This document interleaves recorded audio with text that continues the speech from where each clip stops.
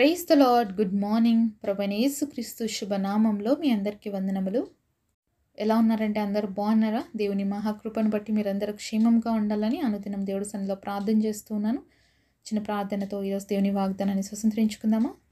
పరిశుద్ధుడైన మా తండ్రి, నీ ఘనమైన శ్రేష్టమైన నామాన్ని బట్టి వందనాలు ప్రభువా. ఈ ఉదయకాల సమయంలో మన సజీవ లెక్కలో ఉంచినందుకు వందనాలు, స్తోత్రాలు తండ్రి. ఎంతోమంది దినము చూడక గతించిపోయారు ప్రభువా, కానీ మమ్మల్ని సజీవ లెక్కలో ఉంచినందుకే వందనాలు ప్రభా. సజీవులే కదా నిన్ను స్తుతిస్తారు. ఈరోజు సజీవులమే మిమ్మల్ని స్తుతిస్తుండగా ప్రభా, నీ విలువైన మాటల చేత మా ఒక్కొక్కరిని దర్శించి మాతో మాట్లాడమని యేసు నామములో ప్రార్థిస్తున్నాము తండ్రి, ఆమేన్. ఈరోజు దేవుని వాగ్దానము కీర్తనల గ్రంథము 120వ అధ్యాయము 1వ వచనం. నా శ్రమలలో నేను యెహోవాకు మొరపెట్టి తిని ఆయన నాకు ఉత్తరం ఇచ్చెను. Psalms chapter 120 verse 1. In my distress I cried unto the Lord and he heard me. దేవుడు ఇచ్చినటువంటి అద్భుతమైన వాగ్దానం మనందరి జీవితంలో నెరవేర్చబడను కాక, ఆమేన్. మరెంతమంది ఉదయకాల సమయంలో నాకే శ్రమలు, నాకే ఇబ్బందులు, నాకే కష్టాలు, నాకే దిగులు, నాకే చింత అని బాధపడుతున్నారా అండి? బాధపడకుండా మనం ఏం చేయాలి తెలుసా? దేవుడి సన్నిధిలో మొరపెట్టాలి. మరి ఇంగ్లీష్లో ఈ వాక్యాన్ని ఒకసారి చూస్తే, I cried an to the lord. ఏం చేయాలంట? సమస్యని కాదు చూసి ఏడ్చాల్సింది. ఎక్కడ ఏడ్చాలి తెలుసా? దేవుడి ముందర ఏడ్చాలి.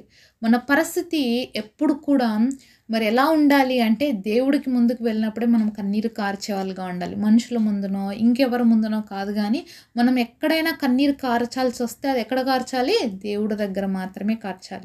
ఎందుకు అంటారా? మనం వేరే చోట ఎక్కడ కార్చినా ఆ కన్నీళ్ళకి విలువ ఉండదు. కానీ దేవుడు ఏం చేస్తాడు తెలుసా? మన కన్నీటిని ఒకసారి దేవుడి వాక్యంలో చూద్దాం. ఒకసారి మనం కీర్తనల గ్రంథము 56వ అధ్యాయం 8వ వచనం చూద్దాం. నా సంచారములను నువ్వు లెక్కించున్నావు, నా కన్నీళ్ళు నీ బుడ్డిలో నుంచబడి ఉన్నవి, అవి నీ కావెలలో కనబడను కదా. ఒకసారి అక్కడ కావెలలో అని రాసిన పదాన్ని చూస్తే కింద పుస్తకము అని రాయబడి ఉంది. ఎంత అద్భుతమైన మాట చూస్తున్నాం కదండి. మనం కార్చే కన్నీళ్ళని దేవుడు ఎక్కడ ఉంచుతాడంట? ఆయన ఒక బుడ్డిలో దాచిపెడతాడంట. అంతేకాకుండా మనం కార్చిన ప్రతి కన్నీటిని కూడా ఆయన పుస్తకంలో కనబడతాయంట. అంటే మనం చేసే ప్రతి ప్రార్థనని ఆయన నోట్ డౌన్ చేసుకుంటానని అర్థం కదండి. మనం కారుస్తున్న కన్నీళ్ళన్నీ కూడా మన కోసం ఉంచబడినటువంటి ఆ యొక్క బుడ్డిలో పడుతున్నాయి మన కన్నీళ్ళు. అంటే అలాగే మనం చేసిన ప్రార్థనలన్నీ కూడా మళ్ళీ అవి కనబడుతున్నాయంట దేవుడి సన్నిధిలో. అంటే ఆ పుస్తకంలో మనం రాసి పెడితే ఏ విధంగా కనపడతాయి? దేవునికి కనపడతాయి అని చెప్పి మనం దేవుడి మాటల్లోనే చూస్తున్నాం. మరి ఎప్పుడైనా దేవుడి సన్నిధిలో ఏడ్చాడా? లేకపోతే మనుషుల ముందర ఏడుస్తున్నారా? మనుషుల ముందర ఏడ్చినారా అనుకోండి, మీ కన్నీటికి విలువే ఉండదు, మీ బాధలకి వాల్యూవే ఉండదు. అంతే కదండి. మనం ఎవరి ముందరన్నా పోయి ఏడ్చినాం అనుకోండి, వాళ్ళు ఏం చేస్తారు? మనల్ని ఇంకా తక్కువగా చూడడము, లేకపోతే వీళ్ళకి ఏదో అవసరం ఉంది అని చెప్పేసి మనల్ని పక్కకి నెట్టేసేయడం. ఎందుకంటే మనుషులు ఎలాంటి వాళ్ళంటే మరి అవసరానికి వాడుకుంటారు, అవసరం లేకపోతే పక్కకు పెట్టేస్తారు. కానీ దేవుడు అలా కాదండి. మనం ఏ పరిస్థితుల్లో ఉన్నా ఆయన మన పరమ తండ్రి. మనం ఎంత తప్పులు చేసి వచ్చినా ఆయన మనల్ని తన హక్కును చేర్చుకుంటాడు. మనము ఎంతగా మరి నష్టపోయి తర్వాత మన జీవితంలో అన్నీ కోల్పోయినా కూడా మళ్ళీ దేవుడి దగ్గరకు వస్తే కూడా అవన్నీ ఆయనే తిరిగిస్తాడు. కాబట్టి మనుషులైతే ఆ విధంగా కాదు, దేవుడు మాత్రమే ఆ విధంగా చేయడానికి శక్తివంతుడు. అందుకనే మరి బైబిల్లో మధ్య వచ్చినటువంటి కీర్తనలు 118వ అధ్యాయము 8వ వచనంలో చూస్తే, మరి మనుషులు నమ్ముట కంటే యెహోవాను ఆశ్రయించుట మేలు అనే వాక్యాన్ని మనం చూస్తాము. కాబట్టి మనం మనుషుల్ని నమ్ముకొనక దేవుని నమ్ముకోవడం నేర్చుకోవాలండి. ఈరోజు నీకు బాధ వచ్చిందా, నీకు కష్టం వచ్చిందా, నువ్వు మనుషులకు కాదు 10 మందికి ఫోన్లు చేసి చెప్పేసి ఏడ్చేస్తా అంటావు. మరి దానివల్ల నీకేమైనా వచ్చిందా అంటే ఏమి రాదు. అంతే కదండి. ఏదో కొంచెం 2 మాటలు ఓదార్పు, ఆ కొంచెం సేపు మాట్లాడినప్పుడు మాత్రమే నీకు ప్రశాంతత ఉండొచ్చేమో, అది కూడా. లేకపోతే ఇంకా కొన్ని వాళ్ళు ఏమన్నా ఇంకలాగా మాట్లాడితే దానికి కూడా నువ్వు బాధపడి ఉండొచ్చు. కానీ అదే 10 మందితో మాట్లాడే కంటే పరమ దేవుడి దగ్గరికి మనం వచ్చి 10 నిమిషాలు ప్రార్థన చేసినాం అనుకోండి, మన మనసు తేలికైపోతుంది. అంతేకాకుండా మనం కార్చే కన్నీరుని దేవుడు భద్రపరుస్తాడు. అంతేకాకుండా ఆయన నోట్ డౌన్ కూడా చేసుకుంటాడు. అవన్నీ కూడా ఆయన కనిపిస్తూనే ఉంటాయన్నమాట. కాబట్టి ఈరోజు నువ్వు దేవుడి దృష్టిలో నోటెడ్ కావాలనుకుంటున్నావో, మనుషుల దృష్టిలో నోటెడ్ కావాలనుకుంటున్నావో నీవే డిసైడ్ చేసుకో. కాబట్టి ఈరోజు నువ్వు శ్రమల్లో ఉన్నావు, నువ్వు దుఃఖంలో ఉన్నావు, నీకు బాధ వేదన అన్నీ ఉన్నాయి అంటే నువ్వు ఏం చేయాలి? దేవుడికి మొరపెట్టాలి. దేవుడి సన్నిధిలో నువ్వు కేక వేయాలి. నన్ను రక్షించు ప్రభువా, నాకు సహాయం చెయ్యి ప్రభువా, నువ్వు దేవుడి సన్నిధిలో మొరపెట్టాలి. నువ్వు దేవుడి సన్నిధిలో కేక వేసినప్పుడు మాత్రమే దేవుడి దగ్గర నుంచి నువ్వు సమాధానం పొందుకుంటావు. దేవుడి సన్నిధిలో మాత్రమే ఏడ్చినప్పుడే నీ జీవితంలో నువ్వు అద్భుతాలని చూడగలుగుతావు. ఎప్పుడైతే మన జీవితంలో మనకు కలిగినటువంటి శ్రమను బట్టి, మనకు కలిగినటువంటి పరిస్థితిని బట్టి, మనకు కలిగినటువంటి ఇబ్బందిని బట్టి, మనకు కలిగినటువంటి మన నష్టాన్ని బట్టి, కష్టాన్ని బట్టి, వ్యాధిని బట్టి, వేదనను బట్టి దేవుడి సన్నిధిలో మనం మొరపెడతామో, దేవుడి సన్నిధిలో మనం ప్రార్థిస్తామో, ఆ శ్రమల్లో మనం చేసినటువంటి మొర, ఆ శ్రమల్లో మనం పడినటువంటి వేదన, కార్చినటువంటి కన్నీరు దేవుడు మరి యొక్క కొలతలో ఎప్పుడు ఉంటాయి. అంతేకాకుండా తప్పకుండా ఆయన మనకి ఏమి ఇస్తాడంట, ఉత్తరం ఇస్తాడు. అంటే మన ప్రార్థనకి తప్పకుండా దేవుడు ఏం చేస్తాడు, జవాబిస్తాడు. నువ్వు కష్టంలో ఉన్నావు కదా, నీకు బాధలు ఉన్నాయి కదా అని చెప్పేసి నిన్ను నిర్లక్ష్య పెట్టే దేవుడు కాదు మన దేవుడు. మన పరిస్థితుల్లో నుంచి మనల్ని విడిపించే దేవుడు, మన యొక్క ప్రార్థనలకి జవాబిచ్చేటువంటి దేవుడు. మరి భూమి మీద చేస్తున్నటువంటి ఏ ప్రార్థన కూడా అన్ఆన్సర్డ్ ప్రేయర్గా ఎప్పుడు మిగలవండి. అంటే జవాబు లేనటువంటి ప్రార్థనలుగా మన ప్రార్థనలు ఎప్పుడు మిగలవు. ప్రతి దానికి జవాబు ఉంటుంది దేవుడి సన్నిధిలో. దేవుడు ఇస్తాడే. అయితే అది ఎలా ఇస్తాడు అది అనేది మనకు తెలియదు. కొన్నిసార్లు చెప్తున్నాం కదా, ఎస్ ఇస్తాడు, కొన్నిసార్లు నో ఇస్తాడు, కొన్నిసార్లు వెయిట్ చేయమని చెప్తాడు.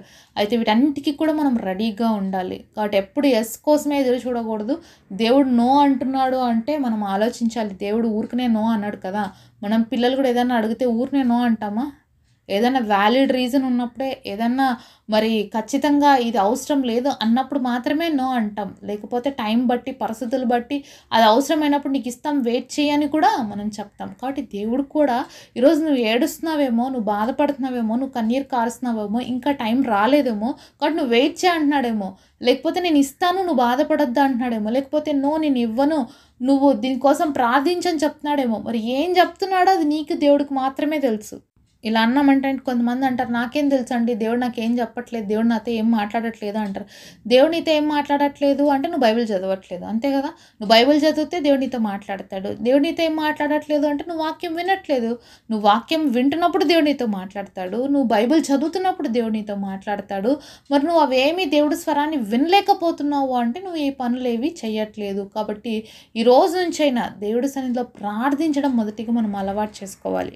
ఎందుకంటే దేవుడు అన్నాడు, నాకు మొరపెట్టుము నీకు ఉత్తరం ఇస్తాను అని ఇర్మియా 33:3లో దేవుడు వాగ్దానం చేశాడండి. మరి అది దేవుడు ఫోన్ నెంబర్ అని కూడా చెప్తారు. కాబట్టి ఎప్పుడైనా మనం ఈ ప్రామిస్ని పట్టుకొని, ప్రభువా నువ్వు నాకు మొరపెట్టు నీకు ఉత్తరం ఇస్తాను అన్నావు కదా, నా పరిస్థితి ఇది, నాకు సహాయం చేయ, నువ్వు మొరపెట్టగలిగితే, నువ్వు ప్రతి వాగ్దానాన్ని దేవుడి సన్నిధిలో ఎత్తుకొని ప్రార్థన చేయగలిగితేనండి, ప్రతిదీ నువ్వు క్లెయిమ్ చేసుకుంటే తప్పకుండా వాగ్దానం నెరవేర్పు చూస్తారు. బైబిల్లో ప్రతి వాగ్దానం క్రీస్తులో అవునన్నట్లుగానే ఉన్నాయంట. అంటే అవన్నీ కూడా నెరవేర్చబడుతున్నాయి. దేవుడు ఆల్రెడీ మనకి చక్కులు ఇచ్చేశాడు.